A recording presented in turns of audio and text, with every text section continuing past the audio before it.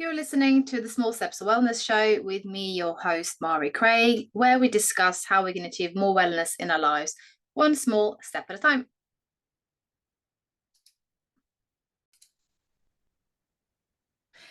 Right, so today I'm really excited. I've got author Andy Brown with me, and he's an award-winning advisor and a coach for people-based businesses, and he helps them grow sustainably and increase their value. And Andy's written a book called The Emotional Overdraft. And if you've listened to my podcast before, you know that I talk a lot about overwhelm.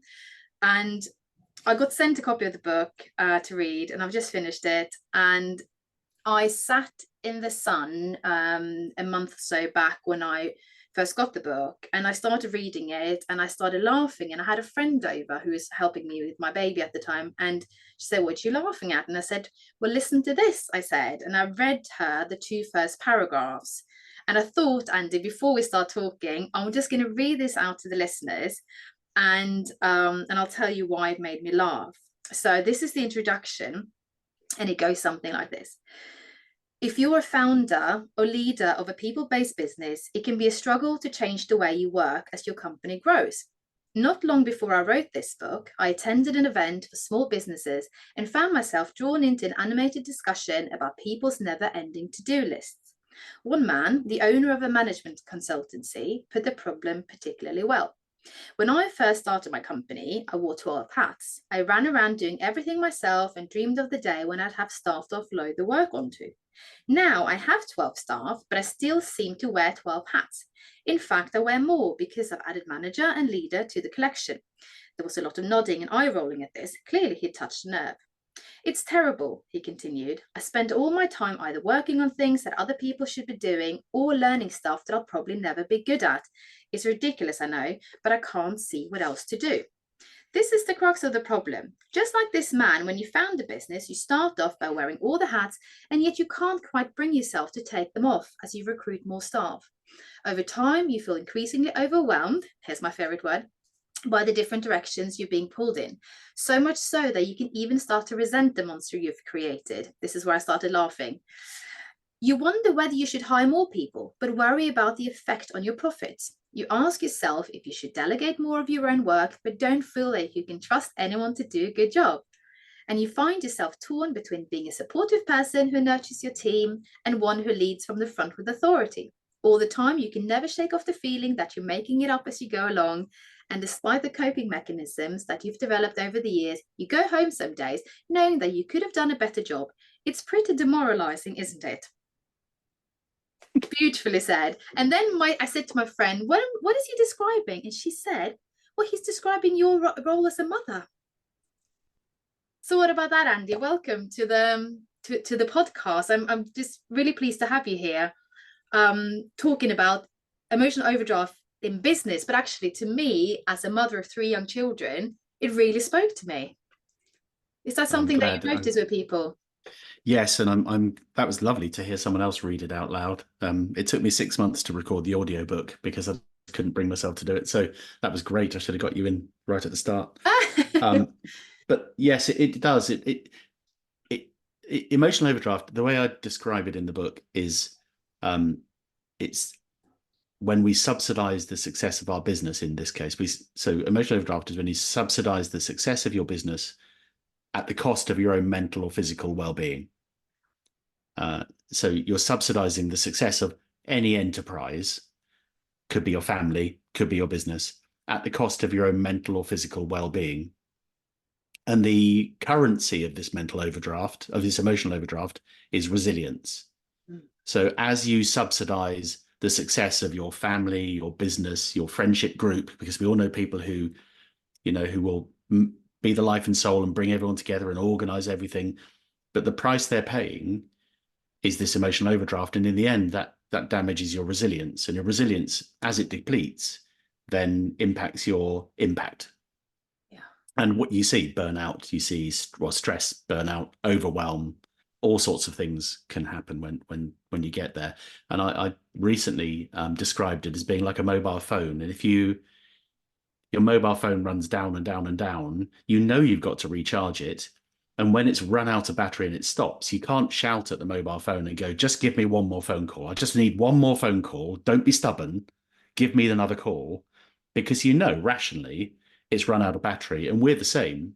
Right, so we just lost each other there for a second. Some gremlins in the system, but we were just talking about, how the emotional overdraft can be applicable to your business, to your life, to your friendship groups, whatever it might be. It covers so many things. So, but what is an emotional overdraft? That's where I think that's where we almost left off before we lost each other. Yeah. So an emotional overdraft is when you subsidize your business, you subsidize the success of your business at the cost of your own mental or physical well-being. Yes, exactly. And I think the reason it resonates, and I do think it's a universal issue, Yeah. is that you could just say an emotional overdraft is when you subsidize any activity at the cost of your own mental or physical well-being. So that could be the success of your family, it could be the success of your social group. It, and if you are subsidizing either mentally and or physically, that the measure or the currency of an emotional overdraft is resilience. Yes. And so your resilience depletes. The longer you're in your emotional overdraft, the more your resilience depletes. And then as you become less resilient, you become less able to respond. So you're more likely to become stressed. You're more likely to become overwhelmed. You're more likely to have burnout. You're more likely you have lower impact. And it can lead to some very dark places as well, as we know, sadly. So that's that's why I talk about emotional overdrive. But I think the reason it just resonates for so many people, and it was lovely to hear you read that chapter, oh, sorry, the paragraph, is that it is this universality. So I was thinking about the sort of people in my social group who are the ones that put the energy in, and they kind of I call them radiators and drains. I mean, everyone does, but they're the radiators. They give out the energy, and they make sure that we get together. I've got a group of friends who go to the football together, and they're the ones that organise the weekends away. They're the ones that sort of put the energy in.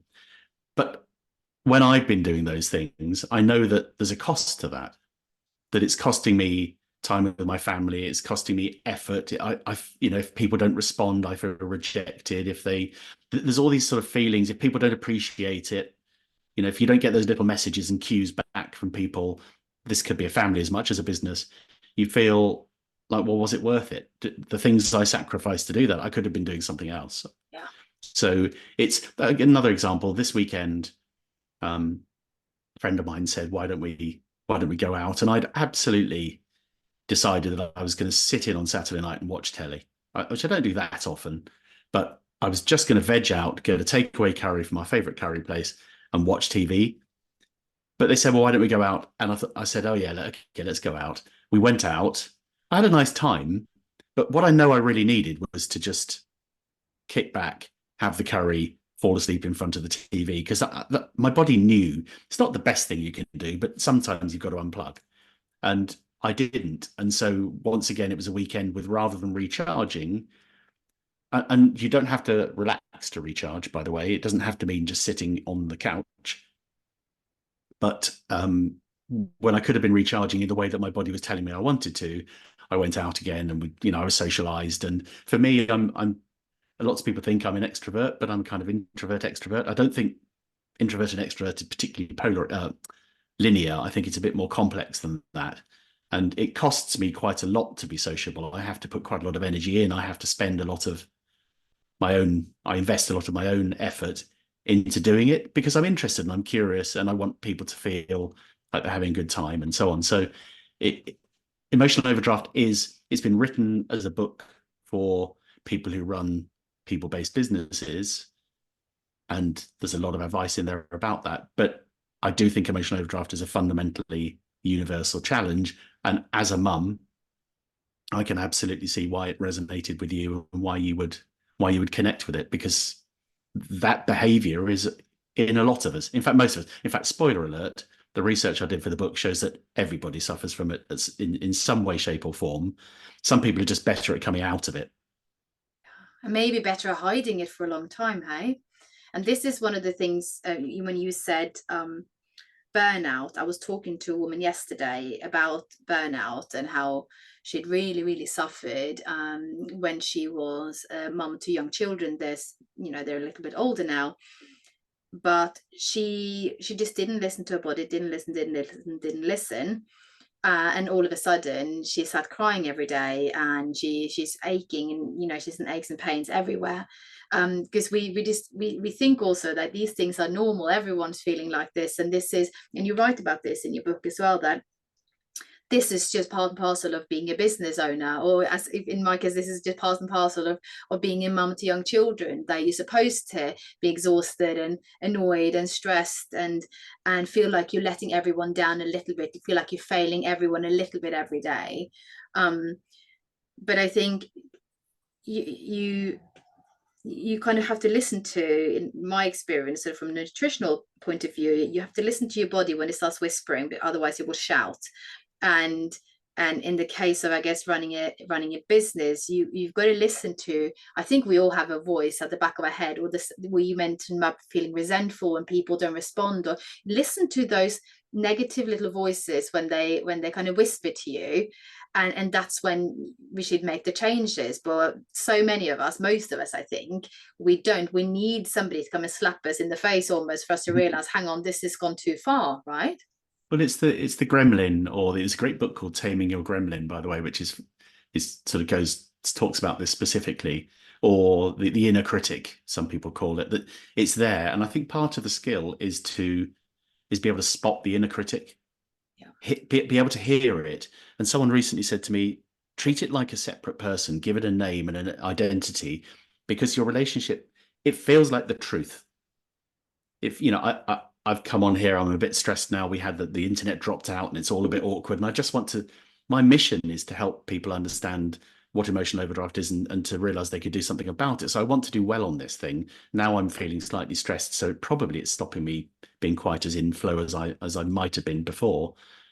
And my inner voice is going, well, you see, you don't really know your subject that well. You're not really a scientist, because I'm not. I'm a market researcher, not a scientist. You've written a book, but really, are you really an expert? Well, actually, I am, and I have to catch that voice. And my coach, I have a coach, and we call it Little Andy, and it's not little because it's a small voice or because he's on my shoulder. It's little because it's belittling. It puts me down. That voice, it's the one that questions me all the time. And if I can recognize it as this separate thing, then I can spot it. And if I can spot it, I can do something about it generally. And if I'm feeling resilient, and if I'm feeling recharged and powerful and energetic, I find it much easier. When I'm deep in my emotional overdraft, which I do get there, I have my own behavior challenges too, which maybe we could talk about the behaviors in due course. But when I'm in my emotional overdraft, my resilience is down. It's much harder to spot the voices, much harder to take a pause, it's much harder to respond differently. You just follow habit. You just kind of, habits take you along, and our habits aren't always healthy. I mean, this is your entire purpose on this sort of pod, is to explain to people brilliantly, as you do, what we can do differently and how we can change our habits, and the impact they will have on us. But that's why I say in the book there's 10 simple changes. They are simple changes. They're all behavioral changes, but they're not easy changes. But that's the difference. Simple does not mean easy. It's No. simple because you kind of, it's there, it's straightforward, you kind of know what to do, but it's implementing it, and it's being consistent with it. It's maybe knowing where to begin, what challenge to take on first. And you say that as well at the end of the book about, do you take the easy wins first, or do you go for the biggest challenge you've got, so that the win, I guess, is bigger. There's a lot of things to, I mean, there's so much in here that is that resonates, as I said before. And there was something about what you said now that I was going to ask you, and then it completely slipped my mind. Yes, when you said about going out versus staying in, I think there's also here a balance to be struck, because sometimes we get so down on ourselves, and we get so, I guess, I'm just upset, for lack of a better word, with how things are going, that we don't even want to go out and see people. And sometimes it is exactly, sometimes you think, oh, actually, I don't want to go out, but you kind of know that that's what you need as well. So there's a balance, not just dig ourselves deep into the to the sofa and watch whatever it is that you want to watch, but sometimes just coming out and just seeing people is exactly what you need in that moment. I think But it's understanding what recharging is, isn't it? yes. What is recharging for you in that moment? And I know that if I go for a run in the morning, I run 2 or 3 times a week. It absolutely, even if I don't want to go out, even if it's raining, even if my body's going, your knee hurts, don't bother, just go back under the duvet. It If I go for a run, I always feel better afterwards. Yeah. I know I do. Um, so that it's finding those things that help you recharge. I know if I go walking, if I walk on the hills, I live in Dorset, it's beautiful. It's the reason I live here is the walking, and it's just amazing. And the energy you get from walking on a hill, walking amongst the trees, walking in the open air, the sunshine, it's properly like, it feels like I'm being plugged back into a power source. And sometimes it's easier not to, and sometimes if you're feeling down, you just don't want to see people, you don't want to go out, you don't want to make the effort. But that's when you have to listen. You have to listen to how you're feeling. There's a brilliant coach called Rena Loizu. She's a lady that changed my life, and she said to me, "Your feelings are a measure of the quality of your thinking." Mm. I'll say it again: your feelings or your emotions are a measure of the quality of your thinking, because our thinking creates the world we live in. It's a really woo-woo, difficult concept, I think, for a lot of people to grasp. But the reality is, everything we experience, we are creating in our own brains, which is why we all experience the world differently. So we create that story. And if you're feeling frustrated, or that people aren't being grateful, that people are lack of gratitude, or annoyed, or irritated, that's a really good clue that you are not thinking as optimally as well as you could, that your thinking is out of sync. I'm not saying you shouldn't feel that way, because the way we feel wells up. But if you want to spotting the inner critic, spotting the gremlin, spotting that little Andy voice, or your version of that, is difficult, because it feels like it's reality. Yeah. They made me cross. No, they didn't. They didn't make you cross. Those kids didn't make you angry. Your thinking led you to feel angry. Yeah. This is Because exactly what I in tell a my second you can, children. yeah, Yeah. in a second you can switch. Yeah. So if you're feeling something that isn't contributory or helpful to you, that's the best clue for me, that that's your gremlin or inner voice, or your inner critic talking to you. That's what I look for. If I can spot it, then I can do something about it. And even if it's just a little tiny pause, it probably stops me getting into a bit of a cycle and a bit of a loop. Yeah. So that's I think that's really helpful, perhaps, for people to think about that. Yeah, I talk about this. I laughed when you said that, because so two of my three children are closer in age. The last one is, quite a bit younger. And my eldest often said, "But she made me, or she frustrated me. She did this. She made me feel." And I said, "Nobody makes you feel anything. You feel like that." And I know that's horrible, because I can see why you feel annoyed, because I'm a big sister too. I can, and then if my little sister listens to this, it's the truth. That little sisters are there to annoy big sisters.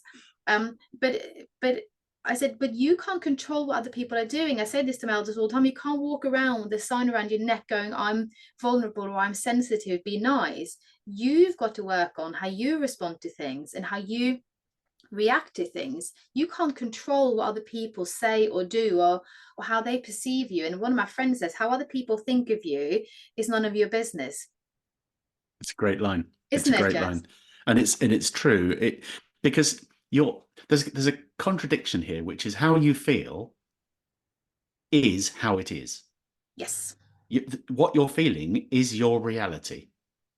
If you're feeling angry, you are angry, and if you think something made you angry, it didn't, but you are definitely angry. So how you feel is legitimate. So I'm absolutely not saying your emotions are not legitimate. I am saying that you create them in your own head. Yeah. And for example, um, if you're struggling to sleep and there's a ticking clock, and all you can hear is the ticking of the clock, and you want to smash that thing to pieces because it's the thing that's keeping you awake.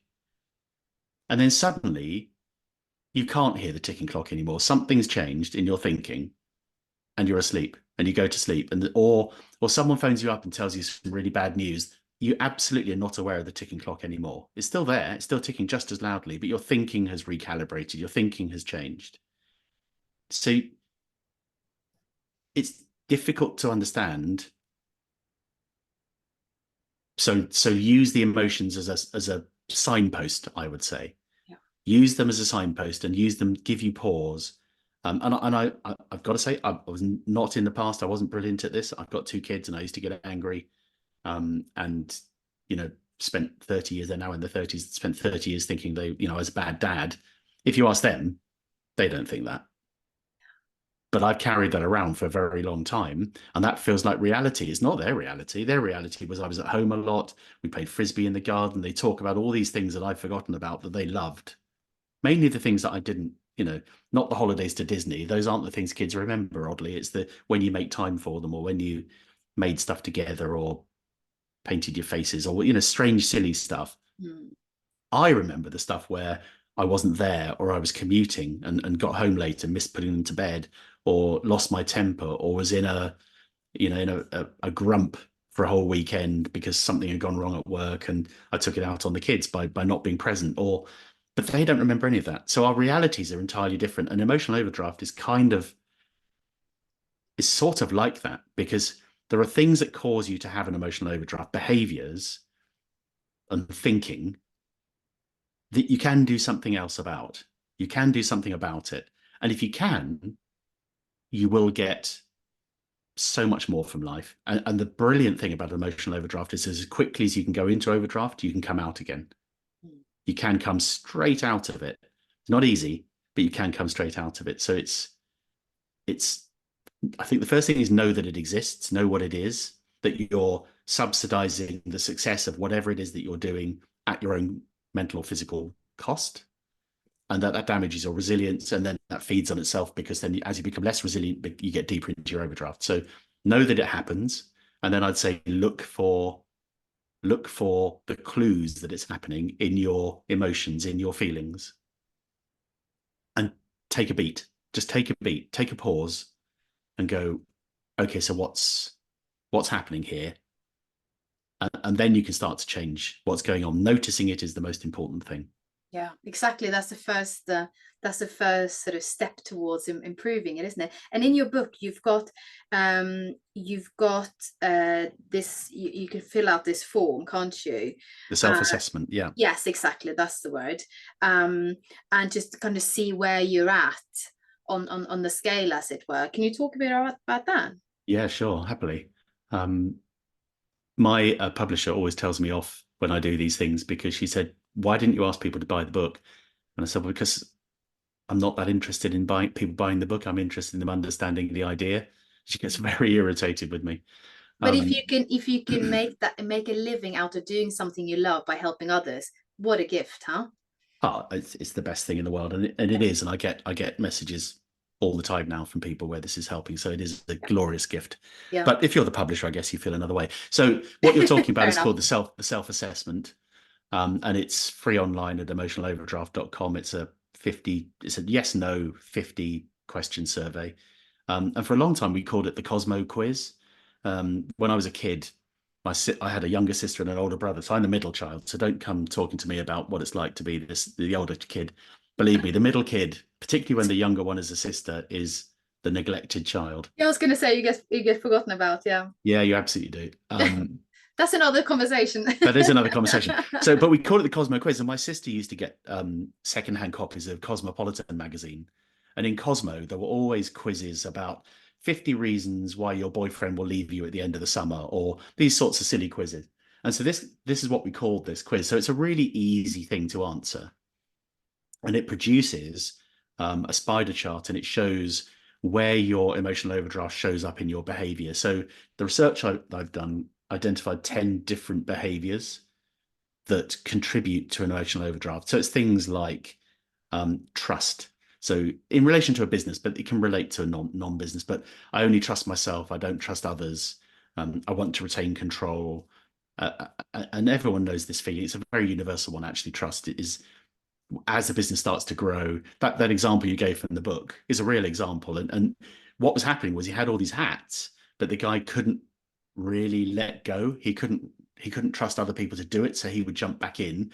He was also another one of them is another one of the drivers is called JFDI, which is at the publisher's insistence we call just flipping do it, but That's has not what another I name. read. When I read the book, I didn't read just flip and do it. No, So no, that's just so that's it's not clear. just flipping do it, but for the for this audience, that's what I had to call it. Yeah. But and that's a doer behavior. You know, if you're a doer, if you get things done, if you make stuff happen, and stuff is what you have to call it, and not what I'd normally call it.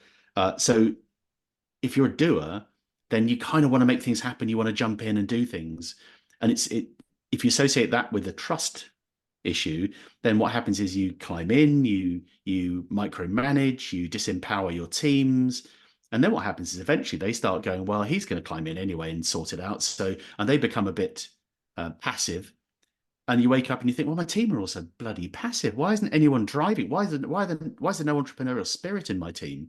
Well, because you've sucked it out of them. You've trained them. There's no such thing as bad dogs, just bad owners. You know, you've trained them to be that way. So yeah, another one of the drivers is we call JFDI. Urgency is another one that's quite interesting.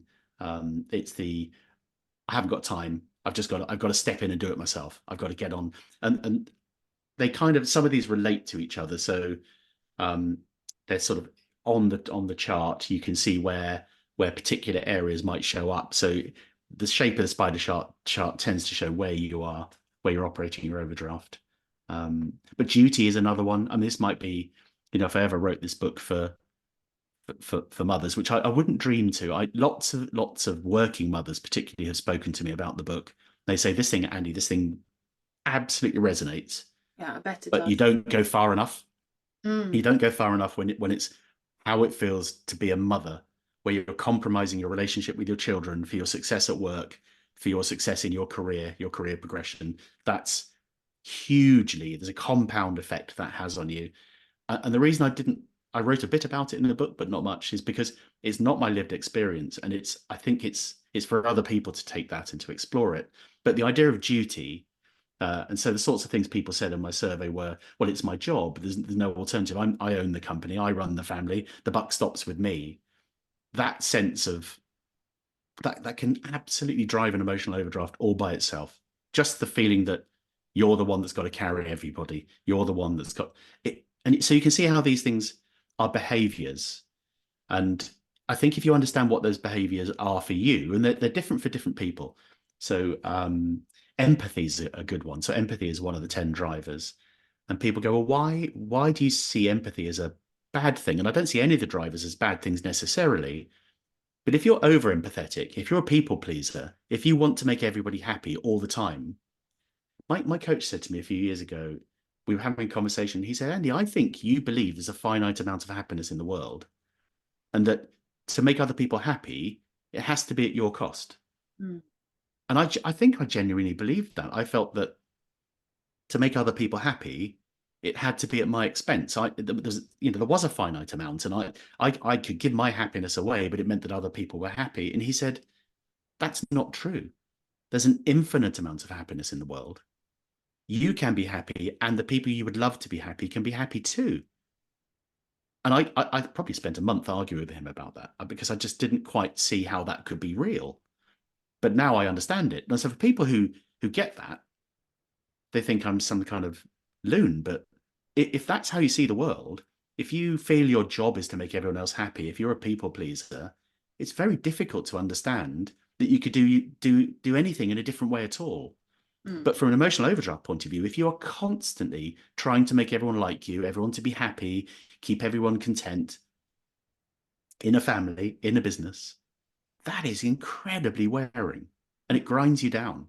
And then you add two or three of the other drivers in as well, and you've then got a recipe for burnout. You've got Yeah, a recipe for absolutely. for, Yeah. for minimum stress, possibly overwhelm, possibly something worse. So breakdown, whatever. So these drivers, it's really important to understand where they occur for you, because then you can start doing something where you can look out for them, and then you can start doing something specific about it. And in the book, I talk about what you can do in a business context. So if you're a people pleaser, one of the consequences of that is you don't hold people to account. So if you're running a business, and I've run businesses from 5 people to 150 people, say, if you don't hold people to account, then stuff doesn't happen, stuff doesn't get done. And what then happens is you get dragged back into that. And so you're wearing all the hats again. But if you're a people pleaser, it's really difficult to hold people to account because you don't want to tell them they're doing a bad job. You don't want to tell them that they should be doing something differently. You want them to feel motivated. You probably describe yourself as a servant leader. So I support everybody, and I don't lead from the front and charge over the top. I'm a servant leader, which is perfectly legitimate leadership style. But if you're doing that at your cost all the time, they will not be improving, and they need to hear. I do a lecture or a workshop around feedback.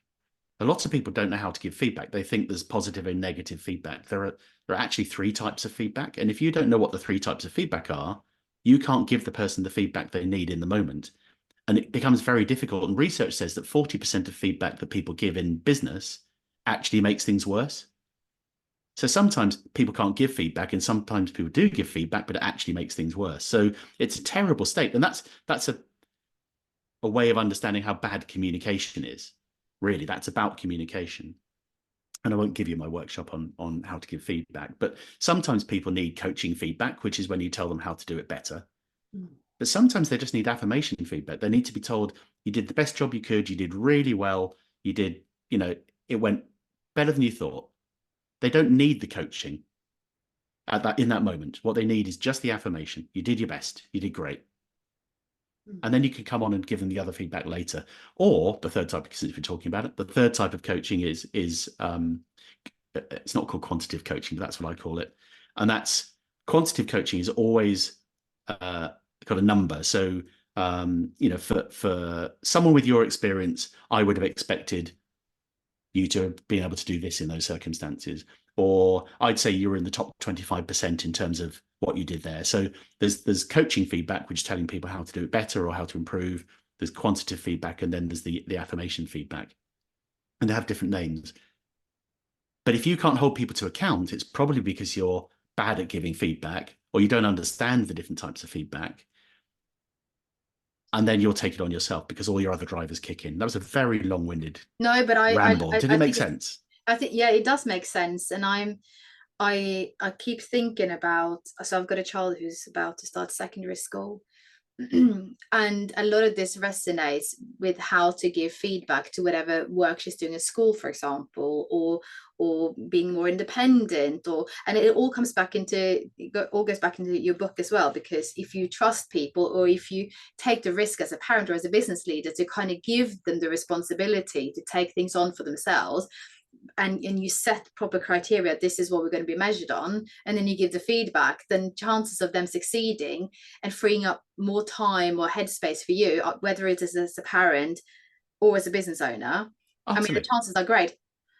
You see how clarity is kindness. Yes. That's what I say. Clarity is kindness. Don't be nice, be kind. Being nice makes you feel better. Being kind makes someone else feel better. So clarity is kindness. If you can be clear about what it is that you want from somebody. So in business, it's job descriptions, but with your kids and with your family, it's their roles in the family, your expectations of them. Yeah. Then they'll know what they go to bed at night going, I know I did a good job. I know what my mum wanted me to do. I know what my role was in this gang. I know what my job was at work. If you give people clarity, they absolutely know where they are. If you give them clarity, you can give them feedback really easily because there's context.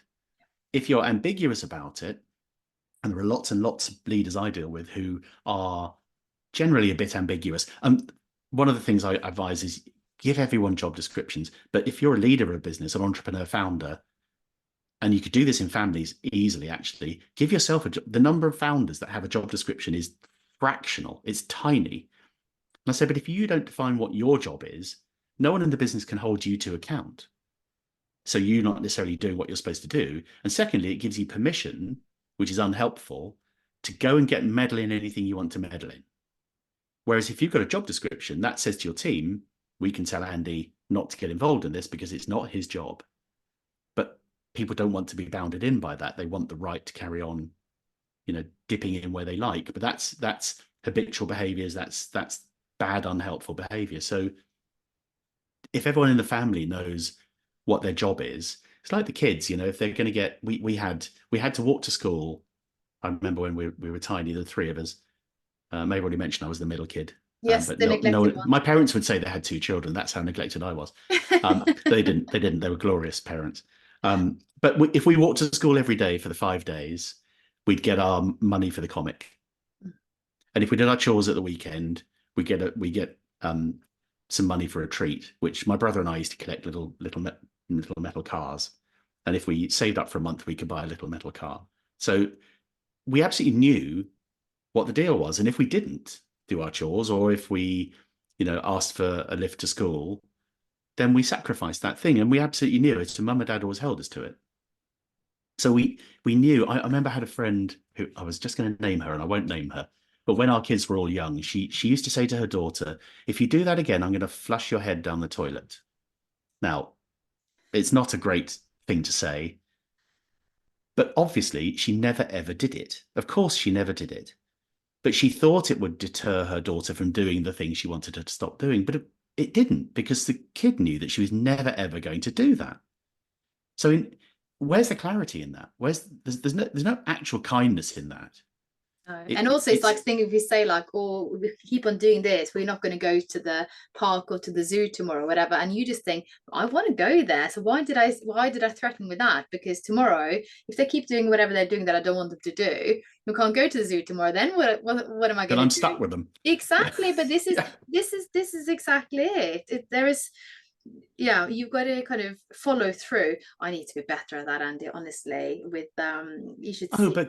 but Yeah. don't say that because everyone struggles with this. Mm. Everyone struggles with this, and we can all be better. But if you think I did good, I did my best today, but I can keep learning.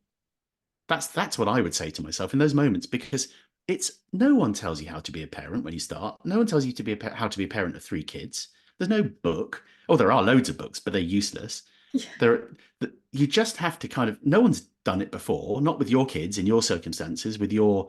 So you're learning. So you do your best and keep learning. Be curious. Yeah. That's the only thing you can do. And if you tried your best, and even if your best was, I love this idea that if you've only got 40% of your capacity available and you give all 40% that day, you've given 100%. Yes. You've Love that. given everything. If you've got that, if you've only got 10% available, my mother suffered from depression and she was quite unwell for a long time.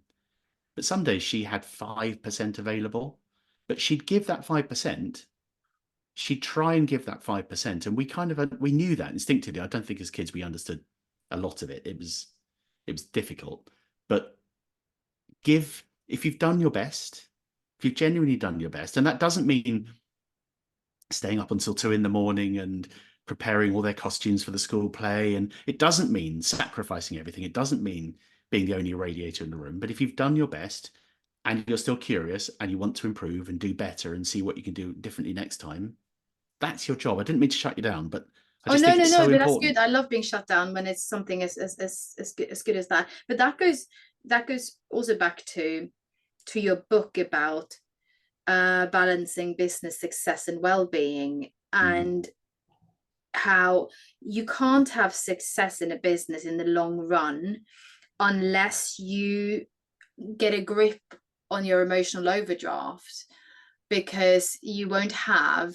all that much to give, right? So if you, as you say, if you have 5% to give, that your business needs more than that, but you're going to be, I don't Yes, know, you certainly breaking off can't sick. operate at 5% the whole time. Ex- You're going to be off sick. That's true. exactly. So Mm. you've got to, so just going back to the book a little bit, so you actually, do you know what, I'm going to ask you this first. Why did you write this book?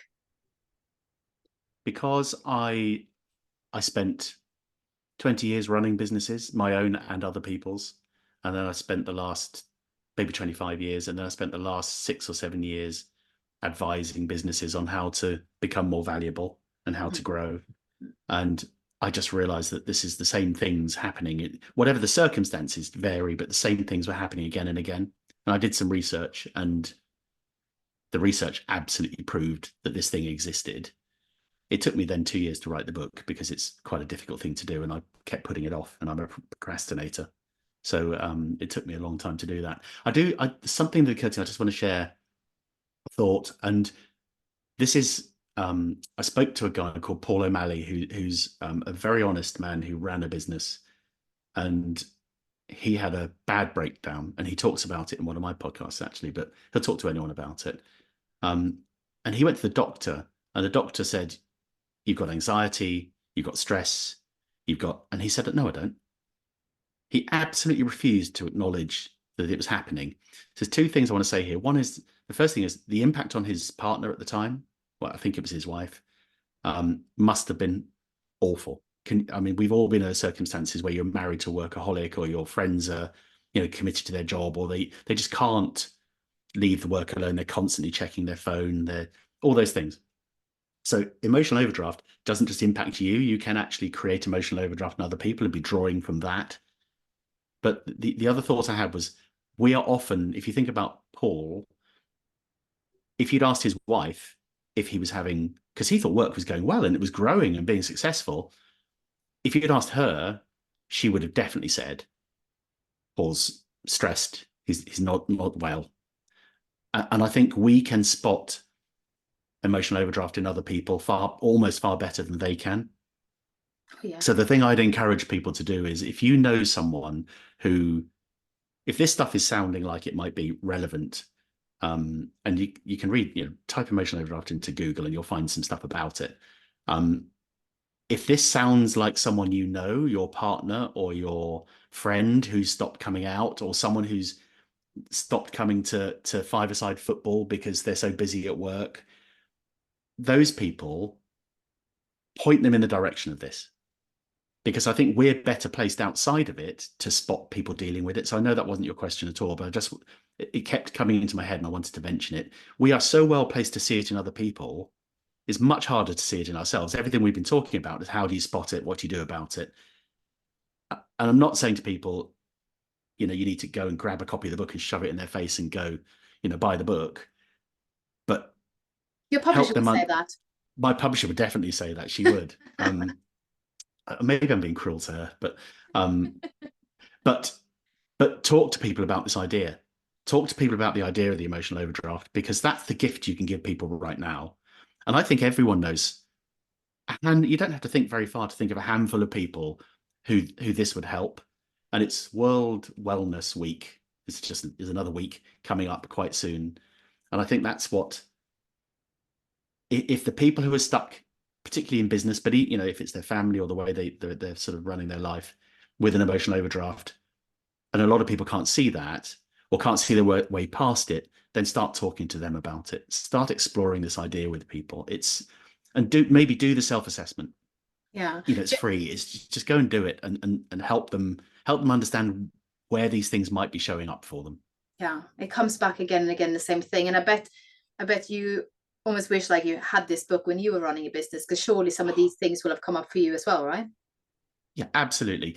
I would also say that probably I'd have said, I'm too busy to read a book, Andy. I'm too busy to read a bloody book. Have you not seen my to-do list? Yeah. So I think that's why it's so important to recognize in the moment that you are adding to your emotional overdraft. And there's definitely an idea of, there's a way you can log it. So you can literally every day, you can write down at the end of the day, did I feel like my emotional overdraft went up, or stayed about the same, or went down? Have I paid some of it back? And if you track that in you can download it. There's a little thing online on the website for free if you want it, but you can write it in your diary, in a pad, on a piece of paper, on the wall, fridge magnets, do what you need to do, but just track it for a month. Do I feel like my emotional overdraft has gone up, stayed the same, or gone down? Because you won't remember in a week's time, because we move on, and you have recency bias. So track it for a few weeks and see what happens. And there is no measure of it, because everyone's resilience is different. But if you say you start with 100 and you've gone up for 20 days, so up for 15 days and down for 5 days, and the same for the rest, that's a net 10 up. Your emotional overdraft has gone up from 100 to 110. It's got worse. So you've really got to be thinking, what can I do about that to start paying that back? Because you can't keep drawing on that. You can't keep drawing hard. In the end, you will have burnout and all the other things we've talked about. So you can track it, and if it's yourself, and then at least then you can quantify it. And some people need quantification. They need the numbers to help their thinking. Yeah, we all learn different ways. So Yeah. and yeah, I think you write also in the book about having something maybe right in front of you to remind you, so that when I wrote down here the way you were talking about plan to relapse, that you have strategies to help you to see. And actually the other thing I wrote down, which you mentioned something now where you said, like, I saw this coming up time and time again, and just made me think, us having this conversation, all the episodes I've had on this podcast have spoken to people in different ways. And for a lot of people, it's been this thing where they've come to me and said, just hearing somebody else saying it makes me realize this is something I want to be working on, or I feel less alone now that I've heard somebody else say that they've gone through this. And again, a cliche, this whole problem shared is a problem halved. I think any conversation around topic of wellness, because this is a topic of wellness. I mean, you've written it literally on the front of your book. It is all about sharing what we're going through, in the hope that somebody else can learn from it and not go through what we've gone through, or just that by sharing it we feel better in ourselves. And especially if somebody comes back to us and goes, oh my goodness, this is what I needed to hear, this is exactly what I needed to hear. Now I mean, I had all kinds of health issues after my third baby, and when I was talking to other mums, they're like, oh my goodness, I didn't realize you had this too, or you know what I mean. And so you feel like, oh, I'm not this person who's the only one that can't cope in my business, or is the only one that has I don't know, failing marriage because of the Because stress. it feels so isolating, doesn't it? It feels so personal. And you think other people can't be dealing with this because everyone else is so successful. Everyone else has got these amazing Instagram posts and they got the happy life. Yeah. I saw one this weekend, a friend of mine who's really struggling. And his post this weekend, you'd never know it. They looked the perfect sunny weekend with the kids. Yeah. But I know what he's actually dealing with. So we judge ourselves against all of those things. The plan to relapse, and so much we could talk about, and I know we're going to have to stop, but plan to relapse is so useful. I've been so interested in your podcast because my relationship with food is quite complicated. I eat very healthily, but I also have some very bad snack habits. And I know that at some point I'm going to relapse back into, there's a bakery on the corner, there's a sweet shop on the corner. I mean, I'm living in a perfect town for my problem. And I know I will relapse, but what I have is a little card. And if I go and buy that chocolate bar that I'm not supposed to buy and then eat it in secret, because that's what I do, so because then no one knows it's happened. I'm really fessing up here. Don't worry, But you know, nobody will hear. that's my behavior. That's what happens. I sort of hide the wrapper before I get home, so no one knows it's happened. That's a relapse for me. But on my card, I just remind myself that doesn't mean it's over. That doesn't mean I've failed. What that means is I can go again tomorrow and start again. There's no prizes for an infinite number of days where I've been good. But it doesn't mean I've failed and it stops and I can now just go mad again. It just goes, you're human. Yeah. It says at the bottom, you're human. Yes. And that's such a really important thing to remind ourselves. And so if you lose your temper with your kids, if you fall back into some of your unhelpful behaviors, if you have your emotional overdraft goes up 3 or 4 days running and you haven't paid it back, don't beat yourself up for that, but keep practicing. Remember you're human, be kind to yourself, and plan to relapse. So whatever your card is you need to write, have that card available. So I've got a great client who's pushing work on, she's bad at delegating. So the exercise we're doing with her is to delegate. And she's now got completely into the mode of delegation. We were talking about something yesterday on email, and I said, I'm just reminding you about delegation. What's your plan? And she said, I'm going to give this to my MD, and the MD is going to pick this up, and she's going to, but I had the idea, but she's now going to do the work. 2 months ago, she'd have taken that on. It would have been another thing on her to-do list. She'd have got stuck in it. It would have meant other stuff didn't get done. She'd have felt bad about it, So plan to relapse Yeah. is a good piece of advice, and forgive yourself. I would go as far as to say also that you should enjoy the chocolate and not hide the wrapper, because then you've had the chocolate, which is, I don't even like to call it bad or good food, but for the sake of the argument, let's call it a bad It's food. You've had the unhealthy food. chocolate. I have chocolate every day, but that's another topic.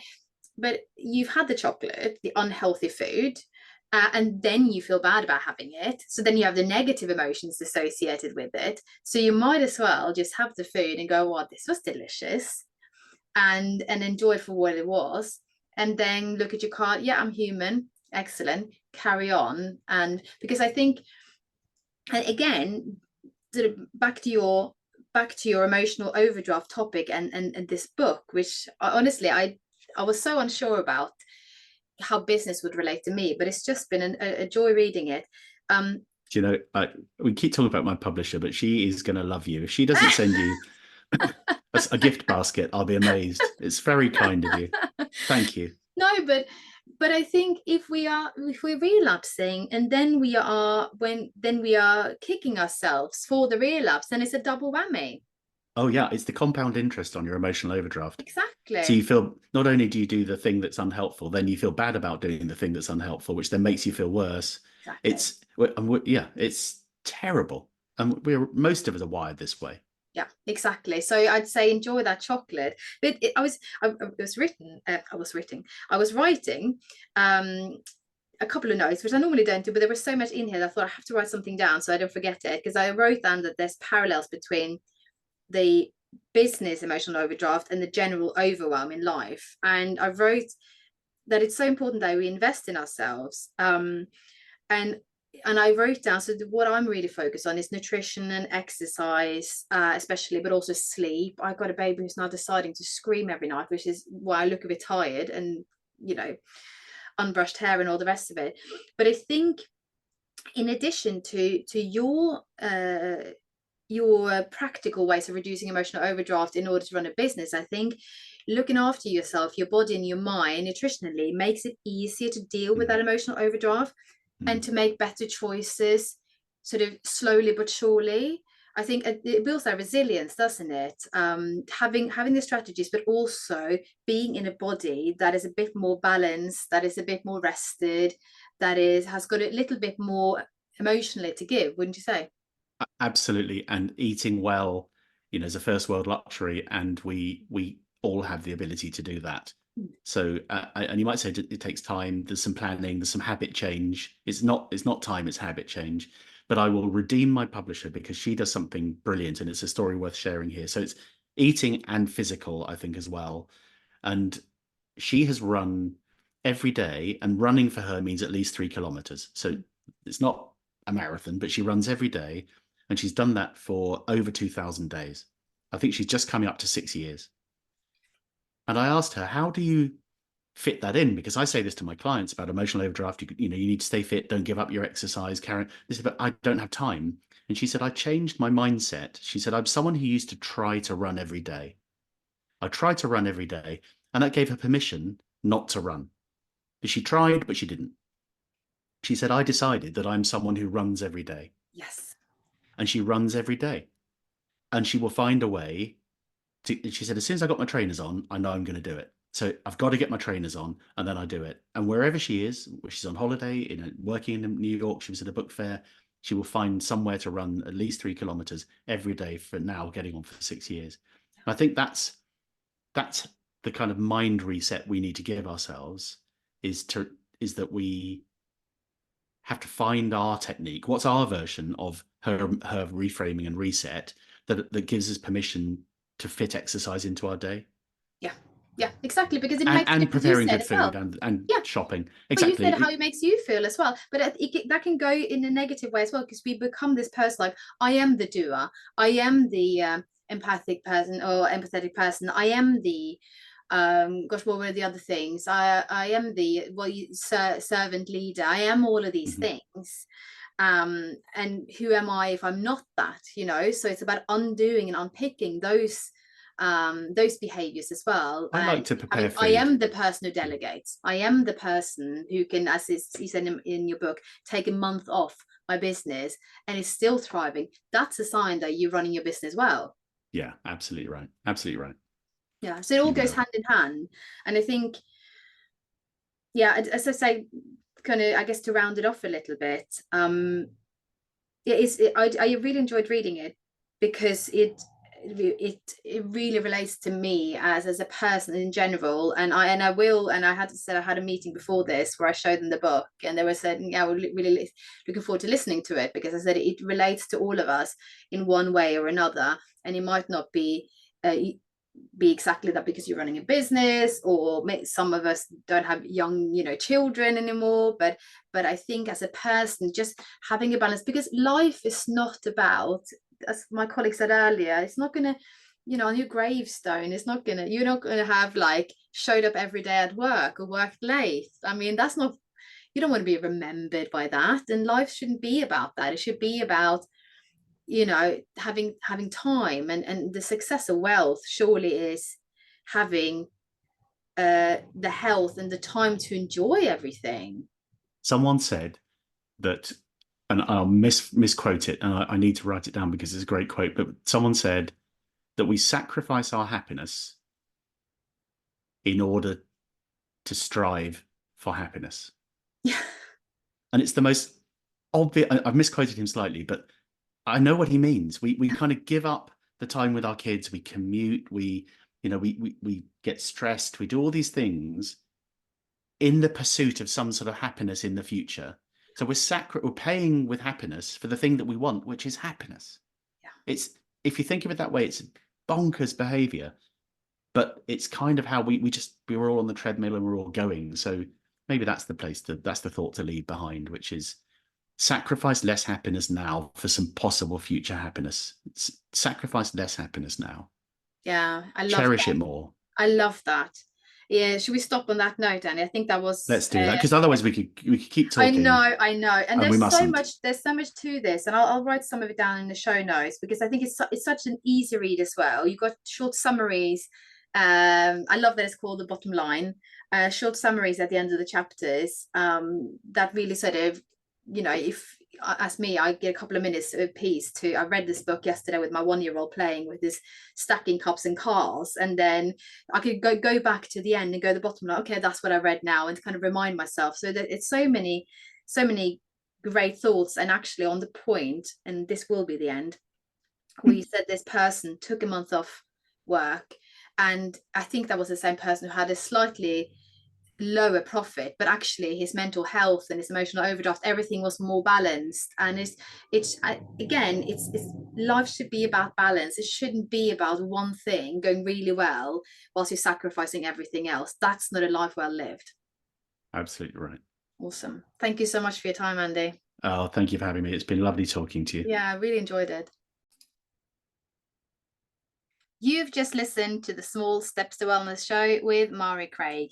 If you'd like to get in touch and discuss any of the topics you've listened to, then please reach out to me. The easiest way is probably to go to Instagram and look me up under Small Steps to Wellness. I would also love a great review if you think that the show was great.